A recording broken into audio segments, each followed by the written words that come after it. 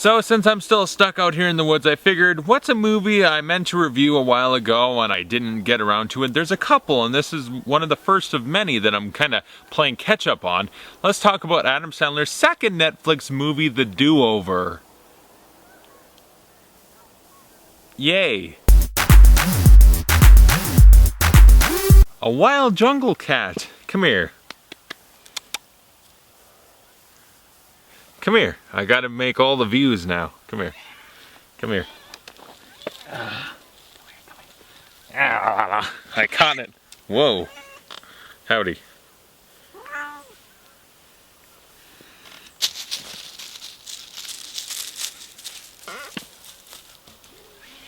Don't be loud. I'm doing a video.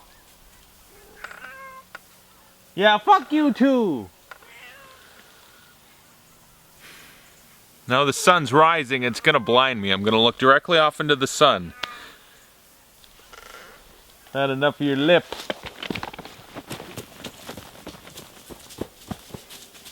I'm gonna get you.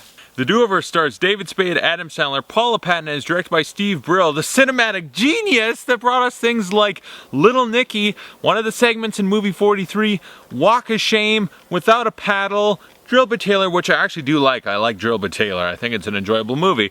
But everything else, yeah, pretty much shit. And it's the story of a middle-aged dude, David Spade. He's wasted his life and he's unhappy. And he meets his old high school buddy or whatever, Adam Sandler, who's this leather jacket wearing bad boy. So, you know, he's a tough guy. There's a second cat.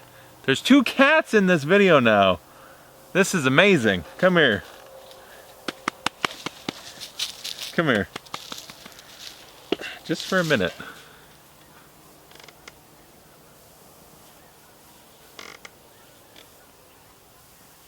Alright, go. Go. Leave me. Trying to do a video. Oh. Either you're hanging out or what? Okay. What am I talking about? But through... Get going then! I gotta do shit! You're distracting me. And through some wacky shenanigans and awesome hijinks, they decide to fake their own deaths and assume new identities. Shut up, kitty. And then some bad, crazy, wacky things happen. Hilarity usually would ensue in a good movie. And is this a good movie? Let's talk about it. It's Adam Sandler's second Netflix movie. And The Ridiculous Six. That one actually probably broke a piece of my soul. It's just that painfully awful. And I made a rule where it's like, if a movie's this bad again, I will shut it off, walk away, and not worry about it, and just do a review where I say, I shut it off after this amount of time, it sucks. And I'll put it this way, I didn't shut this movie off, so it wasn't that bad. It didn't cross that borderline of utter ass! But is it good? That's another thing. Well, the movie's a little bit of a mixed bag, and by that I mean shit mixed with diarrhea, mixed with like a kernel of popcorn that would have been edible once upon a time. And it's on fire, flaming on someone's door, and they're gonna step on it, and then Adam Sandler from 20 years ago goes, he called his shit poop! Does that make sense? Not really. But there's things to like in this movie. David Spade as an actor, I always have kind of liked him. You know, Joe Dirt I think is a good movie. I won't watch the sequel, but I like Joe Dirt. Dickie Roberts' former child star, he always, for the most part, seems to be trying in movies and is a likable dude most of the time. I like David Spade. Adam Sandler, when he tries, can be really good. It's just, he doesn't want to try anymore. I mean, how many of these movies has he made where it's just, here's a movie with a really thin plot, and it's not going to be funny, but it's an excuse for me to go on vacation. This movie is one of those movies, so that's kind of what it is. His acting is pretty bad. He's just clearly not trying. There's little glimmers where you're like, he did something funny. He made me laugh. That's the Adam Sandler I want all the time, and he just doesn't want to give me that guy anymore. But he has his moments. And so does the movie overall. It has some moments of being genuinely funny where I laugh out loud, and sometimes where it's just so weird and strange that I laugh. Because this movie actually is kind of fucking weird, because it's a Netflix movie. Netflix. Adam Sandler can do what he wants now. He doesn't care. He doesn't have to worry about being constrained by PG-13 because his R-rated movies weren't working in theaters. But now he's like, show saggy old lady flapjack tits and Louis Guzman's ball sweat. I mean, he's doing it all in this movie. Oh god, he does it all in this movie. Nipple tasers. There's nipple tasers in this movie. There's a 7-foot gymnast. Do you remember Funny People, where his doctor sounded like he's from Die Hard and he's like 7 feet tall? That dude's here like doing backflips. This is a fucking weird movie. And also of other funny parts, like Nick Swardson was pretty funny in this movie. He has a small role, but his whole role for most of the movie was actually pretty funny to me.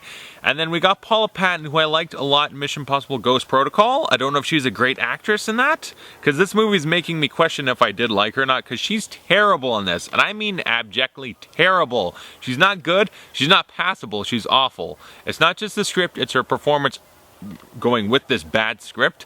It's not good. It's really, really bad. Let's just be honest, this movie was a thinly veiled excuse for Adam Sandler to go on vacation. The movie starts out and it just kind of quickly rushes to it. Like here, Adam Sandler and David Spade basically in a commercial for Bud Light.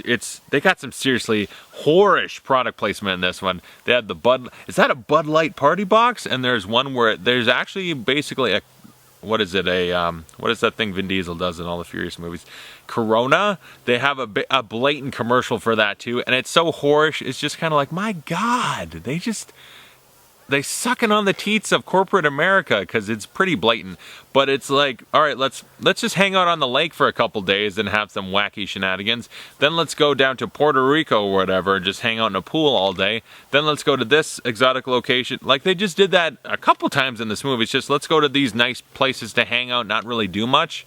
And then occasionally a little bit of story comes into play. There's about 2 billion% more story in this than in either the Grown Ups movies combined, but it's still kind of weak. It's just, okay, they fake their deaths, and then turns out the people they stole the identities of that are dead, some things are going to happen there. Because if you're not going to be very funny, why not also half-ass a sort of action movie too? That never doesn't work. Never! It always works. It's always great. Some of the action was admittedly kind of okay and good at times. Some of it was decent, some of it was just terrible. And then the comedy, like occasionally was able to make me laugh, or just be so weird or odd or unfunny that it kind of made me laugh anyway. It had its moments, it did. They legitimately seemed to be trying a few times, but for the most part, it's not funny. It's unfunny. And I mean, if you're like a juvenile 12-year-old, some of it'll make you laugh more than me. But at a certain point, it's like, no, this doesn't work anymore, Adam Sandler. I've matured. You haven't, but I have. So that's just not funny anymore.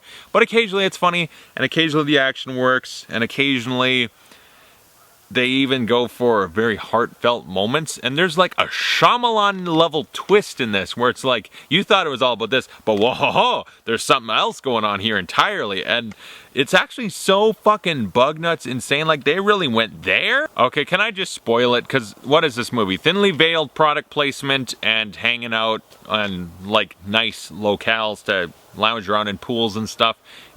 This movie's not really trying at all. It's really bad. David Spade is trying and he's okay. Adam Sandler is really bad. But let's talk about it. Here's the twist of this movie.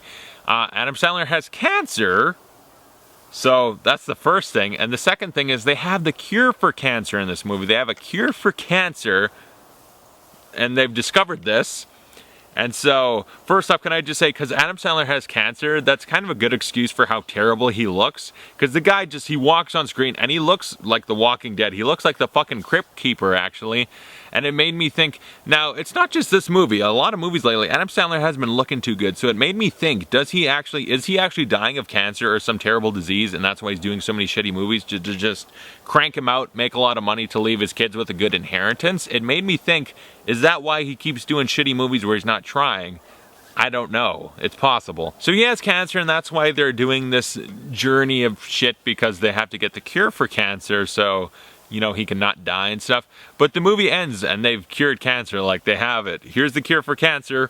Yay us. Like, that's something insane. Like, I never thought I'd watch an Adam Sandler movie, especially after Ridiculous 6. So he's doing these shitty Netflix ones now. And guess what? In this Adam Sandler comedy, we're gonna have the cure for cancer. Isn't that just wild? That's crazy. So the do-over, it wasn't so horrendously awfully bad that I shut it off like I promised I will do for anymore. In fact, but this movie I legitimately could have just shut it off. I wasn't missing anything.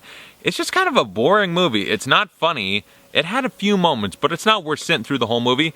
And even though, yes, they have the cure for cancer in this, it's still not quite crazy enough that it makes it worth sitting through full. It's about as dead inside as Adam Sandler's cancer-ridden body. It's lifeless. There's nothing to this movie. It's so just bleh. It's not worth your time, and it's not so awful as ridiculous 6 was, it's not completely irredeemable, but it's just boring and not good. There's nothing, there's a line of how awful it could have got, and it just doesn't quite cross that awful line where it becomes completely irredeemable and like threatens your overall intelligence, but it's still fucking terrible. It's a bad movie. I would give The Do-Over a D-. It's still utterly terrible, but it's just, it could have been a little bit fucking worse, and that's like the one redeeming thing. Put that on the poster. It could have been a little bit worse. I can't wait till Adam Sandler releases his third one. I actually think I'll try watch it, but the second I just get bored or know he's wasting my time, I will shut it off because I can't keep doing this. I can't keep doing it to myself. It's fun to make videos about it and laugh like, ha, it sucked. But at the end of the day, it hurts me. It hurts me inside a little bit. So if you've seen this wretched abortion of a film, comment below, let me know your thoughts on it. Thanks for watching. I'll see you guys later.